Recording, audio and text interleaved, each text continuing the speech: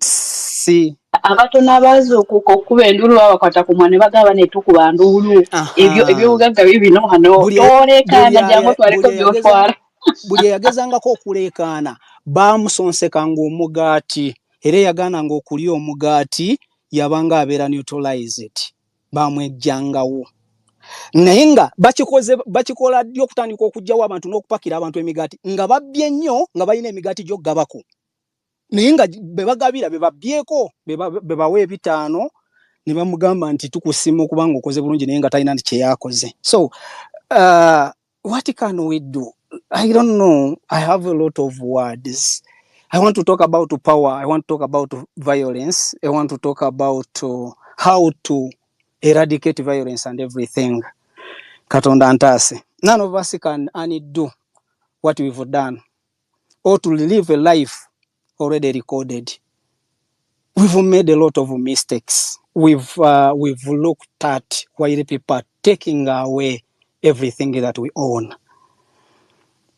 But some of us, or me, after reading so many books, after learning some dynamics of nature and natural law, after listening and watching some great documentaries, if all this taught me anything at all, it was this. There is no such a thing as a too late in life. So we might be trying to save ourselves, but we are not late. We shall certainly save ourselves. We have a world besieged of violence. We are genetically predisposed to engage in aggressive behaviors to survive. That is Museveni. So Museveni is trying to survive. All the violence he put up, everything he's trying to do now. Museveni is not looking for riches, is not looking for ages, like he's not healthy, I think. Like physically, he's not physically healthy that I have to learn out. I have to do some physical exercises to gain some good body for girls to see me. Museveni is no longer looking for that. Now Museveni is looking for survival. So in doing so, he sees everything as something that is going to take away his survival. And we should not stop trying to tell him that you're seeing it as a survival, but we also need to survive. Surviving. Violence is acquired. A learned behavior is a cultural phenomenon. So anything that can be learned, it can be unlearned. So you see, studies shows that even harmless individuals can easily be programmed to inflict violence to others. The worst part is people can be taught to inflict violence to others even without no reason, without a motive. That's why sometimes naliko wano nembabuza nti bwe muba mulaba videos z'abasirikale nga bakuba abantu, nga bakuba abaana abato, nga bakuba n'abakyala, nga babasambisa engatte zirimu ebyuma zi desert ezo z'abasirikale. What comes to your mind? What do people do or tell those individuals in uniform to do such acts to their own people? Actually, they just program them. You can. We are just animals. We are species. We can be turned out. We can be turned into anything. Someone can just put you somewhere. Example y'abantu abakola ba suicide bombers.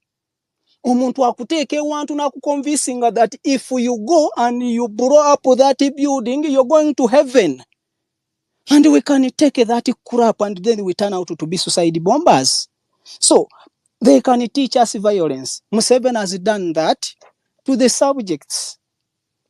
And because he wants power, some insidious forms of violence can be fueled by relentless pursuit of power. Museveni is pursuing power relentlessly. The rationale that the end is justify the means. So what has Museveni done to us? Deprivation. Like, I don't know how to explain the statement of Ugandans not trying to act because we are deprived. Economic and institutional violence can be the most damaging forms of trauma in the world today. Social disparities in health care, housing, education, environment, employment, and other social goods. Decimate families. These savage inequalities force migration and result in devastation and catastrophe. Uganda is now devastated. We are in a catastrophic situation. How can we eradicate violence in a situation like ours? Violence can be mitigated and eradicated by kindness, honesty, mutual understanding, peaceful coexistence, reducing economic, social, racial and gender disparities, empowerment, inclusion, and ending exploitation. Guys, if you look at Museveni's government, the people he's leading with, the people, is Museveni capable of the above things? Is Museveni capable of sitting down and be kind to Ugandans? Can Museveni be honest to us? Because you all know, most of you have talked about that Museveni is a great liar. A person who deceives, a person who lies to himself can't be honest to people. Can Museveni think about peaceful coexistence? Can Museveni think about reducing economic separation and anything? Is Museveni empowering people? Can Museveni include others into the leadership of Uganda? Because whoever wants to advise Museveni becomes a threat. So Museveni doesn't deal in inclusion. And will Museveni end exploitation? He will certainly not. So if Museveni cannot do the above, are we sure that we are going to eradicate violence in Uganda? My answer is no. Because the factors that can help us to eradicate violence are unapplicable in Uganda for now. Can we sit on a round table with a label who don't even think about his own people? We certainly can't. So, what do we have to do? Are we able to fight back? Because in everything, the solution I have for you and Ugandans and anyone who still has sense in his head is fighting back. We don't have anything else. We are not going to sit on a table. We are not going. There is no time that Museveni is going to end exploitation. There is no time that Museveni is going to end violence. There is no time that Museveni will think about peace. Is not going to empower us. Is not going to include us. We are just going to fight back. So after fighting back, after trying to do what Museveni does, so we are going to be violent. We might not like to be violent, but the situation will drive us there. Slowly, Bobi WIne is not going to tell us that you people be violent.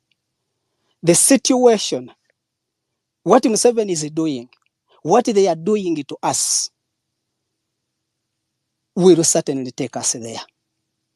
And you have to be very, very, very, very ready for that because it is coming. So, Doctor talked about something to include other actors in the struggle. Doctor, I'm sorry, you have a mic. I have a question for you. What or how can we include other actors in the struggle of liberating Uganda? Because to my understanding, everything that could deter anyone into fighting for the liberation or for the good governance has happened to each and every actor in our country. If we talk about the medics or doctors, nurses, and everyone who fall under med category. The worst paid doctors are in our country. The worst paid nurses are in our country. Okay, the medics who are living the worst life are in Uganda. Let us talk about teachers. What are teachers being? How are they being paid? I will not talk about the farmers of Uganda, the most suppressed people. Can we talk about the people who are doing fishing or the businessmen in Chikubo? The worst people who are thriving, I think they are thriving on loans. Uganda has the worst business strategy as far as the citizen is concerned. So, if the doctors, if the teachers, if the businessmen, the farmers, they are all under the same boat, how?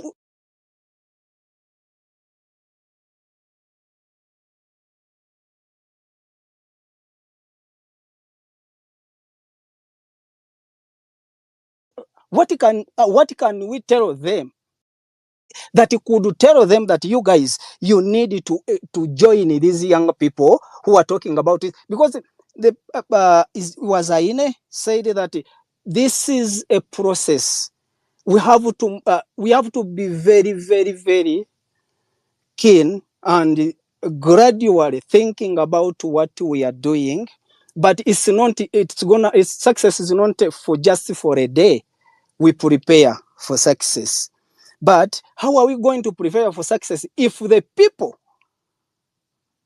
that are supposed to join us, they are not seeing that we are unsuccessful? When even all of the signs, all of the situation, the environment is telling them that you people, you're not successful, you need this and this and this. But if they are not seeing it, it's very, very, very fortunate that some of us, me, you, and others, are seeing it. So freedom is always started by not very many people. The very few with sane mind that can put up a fire and the fire keeps burning. We are not going to stop, but I want to prepare you that you be prepared that violence is going to be part of us. And when violence comes, the only solution we have is to fight back. And you can't fight back violence when you're not violent. So at the end of the day, it's not going to be Bobi WIne to tell us. It's not going to be Waiswa, not Joel Osenyonyi to tell us that you be violent. It will be mistakes. It will be something that happens. People are saying that we are waiting for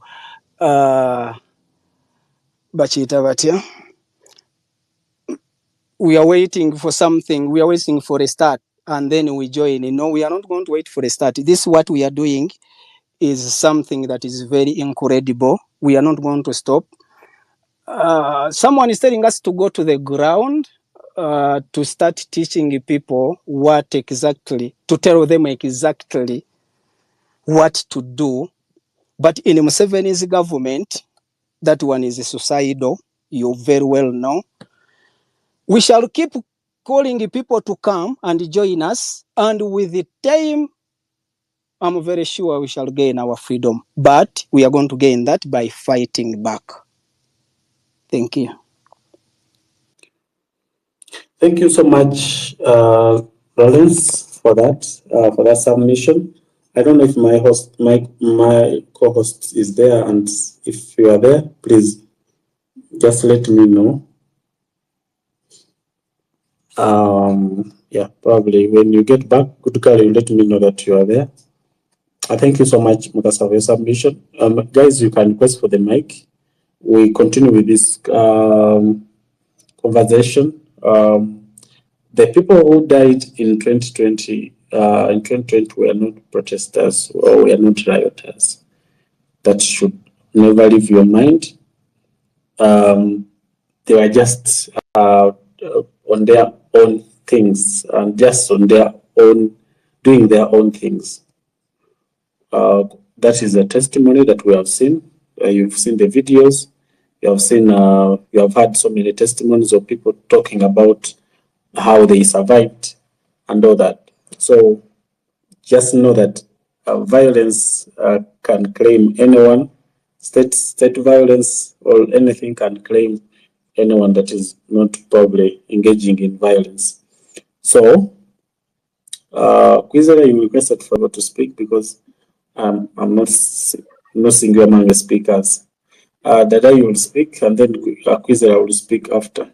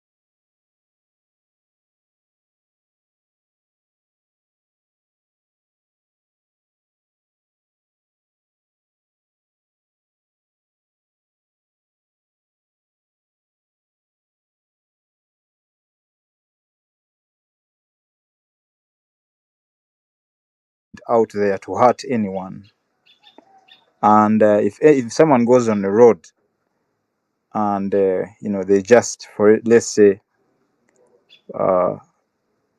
burn tires or stop traffic from moving. If someone just in the middle of the road, 5 of you go and sit in the middle of the road, I don't think that will be regarded as violence, as long as you're not aiming to hurt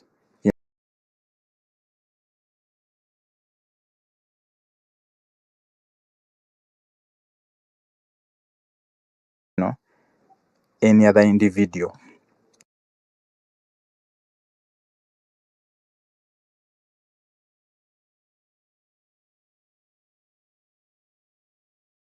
And make sure as many of them can engage, and then it will leave him no room of trying to kill everyone. But let me read something here from our website, foreignpolicy.com, and they're talking about Uganda.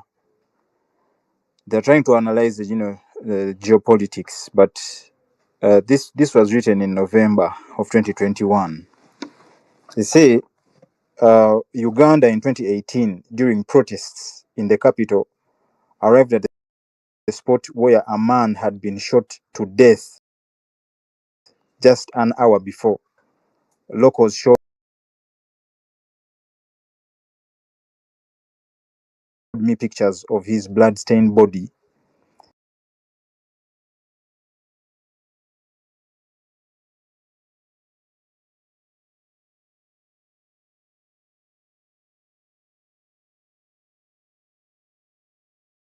Border drivers leaned on their